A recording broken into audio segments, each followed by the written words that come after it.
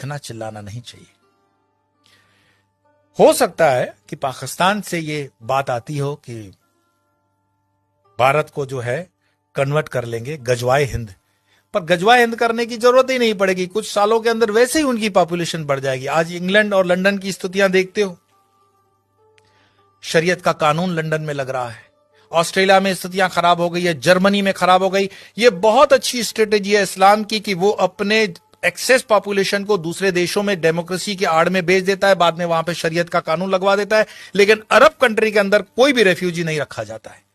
मैं एक रिपोर्ट देख रहा था बीबीसी की, शायद बीबीसी की रिपोर्ट थी, जहां पे सऊदीया का जो वर्टिकल शहर बन रहा है उसमें कई गांवों के लोगों को मरवा दिया उसने, ऐसा आरोप है उन पर। तो वहां तो मस्जिदें हटाने में भी वो सोचते नहीं है, और यहां पर हिंदू भीख मांग रहा है कि जरा मुझे कृष्ण का मंदिर दे देना, जरा मुझे ये मंदिर दे देना। हमारे साधु संतों ने जो समाज के लिए काम किया, समाज उनके साथ भी नहीं खड़ा है। क्या आपको पता है कि आयुर्वेद के नाम पर भारत देश के अंदर जो फार्मेसी काम कर रही है वो मुस्लिम द्वारा चलाई हुई भी कई फार्मेसी हैं, और उनके 500 प्रोडक्ट्स हैं। रामदेव को सपोर्ट नहीं करने का कारण ये भी है। हमदर्द का एक टॉनिक है सिंकारा, उसको प्रमोट करते हुए कम्युनिस्ट पार्टी के कुछ नेता कहते हैं कि यह शक्तिवर्धक है। उनको पूछो तुम्हें कैसे पता चला यह शक्तिवर्धक है, कोई लेबोरेटरी टेस्ट है? एलोपैथी के कंपैरिजन में जो रामदेव बाबा को कहा गया था कोरोना के कंपैरिजन में, वो चीजें सब पर लागू होनी चाहिए। क्या आपको पता है सोनू निगम जैसा कलाकार जो पिछले कई सालों से फिल्म इंडस्ट्री के अंदर बेहतरीन आवाज दे रहा है, उसने जब खुले से कहा कि इस अजान के कारण मुझे तकलीफ होती है, इंडस्ट्री में उसको काम मिलना कम हो गया, क्योंकि बॉलीवुड की इंडस्ट्री आज भी इस्लामिक फंडामेंटलिस्टों द्वारा डोमिनेट है। मैं आपको और बता दूं, जिन दिनों शाहरुख खान, सलमान खान, आमिर खान स्ट्रगल कर रहे थे, गोविंदा सुपरस्टार था, और गोविंदा को नीचे करने के लिए उसकी जोड़ी में चलने वाली करिश्मा कपूर को आमिर खान के साथ एक फिल्म दे दी जाती है परदेसी।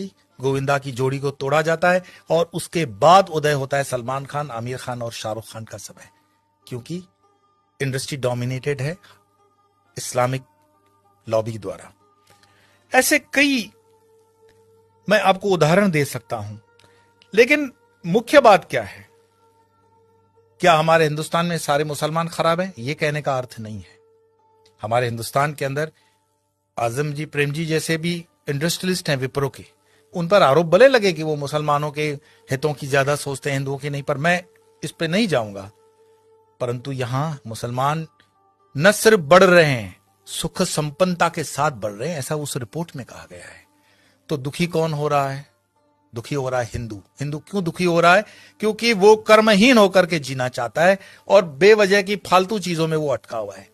अपनी ना तो वो स्किल को डेवलप कर पा रहा है और अपने हर छोटे छोटे उद्योग को छोड़ता जा रहा है। आज जब हम अपने आश्रम का भी काम करवाते हैं तो लेबर ढूंढने में हमें तकलीफ पड़ जाती है। देश के अंदर कोई बेरोजगारी प्राइवेट सेक्टर में नहीं है, लेकिन कोई रबिश होते हैं जर्नलिस्ट जो अपना खीसा गर्म करने के लिए, जनता को गुमराह करने के लिए अलग अलग रिपोर्ट्स देते हैं। देश के अंदर आज भी उतना ही रोजगार है, अगर युवान ठान ले तो बहुत कुछ कर सकता है, लेकिन जो आप जगह खाली करते हो वो दूसरा आता है। गुजरात के हाईवेज पे एक पूरी होटल्स की चेन है, वो चेन चलाते हैं चेलियास कम्युनिटी के लोग। चेलियास मुस्लिम कम्युनिटी है और उनकी इतनी यूनियन होती है कि उसमें दूसरा कोई होटल नहीं खोल सकता हिंदू। मैं पूरे गुजरात हाईवे की बात कर रहा हूं, नेशनल हाईवे नंबर 8। साल में सिर्फ 2-3 दिन ये होटलें बंद होती हैं। आपकी ताकत नहीं है कि इस इलाके में कुछ काम कर सको, और उनके होटलों के नाम जो रखे जाते हैं इतने मिसगाइडिंग होते हैं कि आपको पता भी ना पड़े कि ये हिंदू की है कि मुस्लिम की है। होटल का नाम होता है भारत, नव Gujarat, Tulsi, Kabir, Jai Hind, Sarvodaya, dine in, dine out. किसको पता पड़ रहा है ये इस्लामिक माइंडसेट की होटल है? लेकिन सारे ट्रक ड्राइवर जानते हैं ये अपने वाले की है।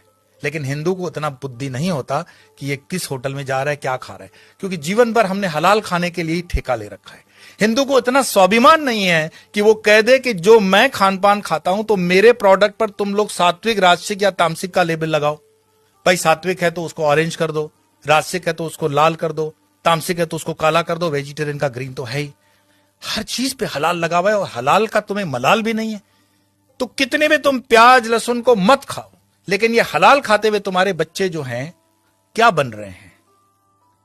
ये जिहाद करने की जरूरत पड़ेगी नहीं उनको। ये साधु संतों को भी सोचना पड़ेगा कि तुम शेर को भी घास खिलाओगे, गाय को भी घास खिलाओगे, क्षत्रियों को भी घास खिलाओगे और ब्राह्मणों को भी घास खिलाओगे। हमने खान पान को बदल करके पूरे डीएनए सिस्टम को बदलने का पाप किया है, और जब इस पाप की हम ठीक से बैलेंस नहीं करते हैं तब तक इस पॉपुलेशन को ठीक करना बड़ा मुश्किल होगा।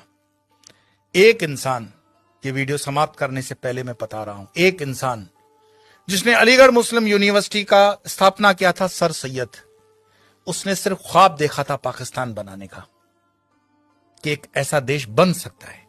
एक टाइपराइटर और एक इंसान जिन्ना, जिसने देश बनाकर दिखा दिया, और यह चीज इतिहास के अंदर दर्ज है। क्या पता ओवैसी जो कह रहा हो उसको हम सीरियसली नहीं ले रहे हैं।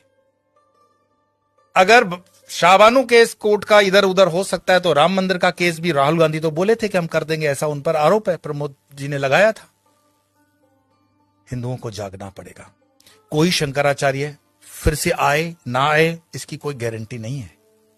शंकराचार्य जी की जयंती जन मनाने से सिर्फ इतना ही मैसेज मिलता है, उत्तिष्ठ जागृत प्राप्य वरानी बत, उठो जागो, अपनी जवाबदारी लो। कब तक दूसरों के कंधों पे रहोगे कि ये तुम्हारी जवाबदारी लेगा? और धर्म का काम चेतना जगाना है। बाकी ये मेरा वीडियो मरे हुए लोगों के लिए तो है नहीं, चैतन्य लोगों के लिए। और चैतन्य जो सुन रहे हैं उनको लगता है कि आगे 2-4 चैतन्य है तो फॉरवर्ड कर देना, और मरे हुए लोगों को वीडियो देखने के लिए मैं कोई आग्रह करता ही नहीं हूं। आपके भीतर आपका सनातन जागे, भारत जागे, हिंदुत्व जागे। इसी प्रार्थना के साथ इतना ही। कल फिर मिलेंगे अन्य विषय को